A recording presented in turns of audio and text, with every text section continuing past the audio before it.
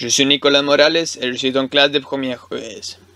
Dans les États françaises, dans toutes les manifestations, les désordres urbains sont survenus à la suite d'interactions meurtrières entre la police et les jeunes. Celle-ci est le thème principal de notre œuvre, La force de l'ordre, écrite par Didier Fassin entre 2005 et 2007, période dans laquelle l'auteur a fait l'enquête. L'œuvre a été publiée par l'éditorial Édition du Seuil en 2011. Cette œuvre est une des rares enquêtes de terrain. Aujourd'hui, mener une enquête de ce type elle ne serait pas possible, faute aux autorisations nécessaires. Didier Fassin était dans une patrouille et il a sillonné une sousse, qui est une zone urbaine sensible, dans laquelle l'auteur dit que 80% des habitants sont originaires du Maghreb et de l'Afrique, et 25% de la population est au chômage, avec un niveau socio-économique très faible.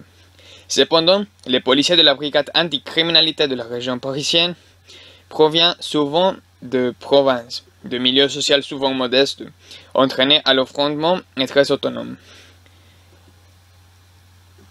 Cette grande différence sociale a amené notre sociologue à se poser la question: que se passe-t-il au cours d'une nuit de patrouille? Selon l'auteur, il dit qu'il ne se passe grand-chose. C'est l'ennui qui prédomine, mais la nécessité de faire du chiffre conduit les policiers à des interpellations hors de proportion avec les faits, sur fond de discrimination, voire de violence et de racisme. L'auteur, après avoir mené son enquête, il a tiré comme conclusion: je vais dire exactement ce qui est dans le livre. La police est le garant de l'autorité et de la sécurité des citoyens, mais il semble que nous arrivons à une dérivée sécuritaire dangereuse.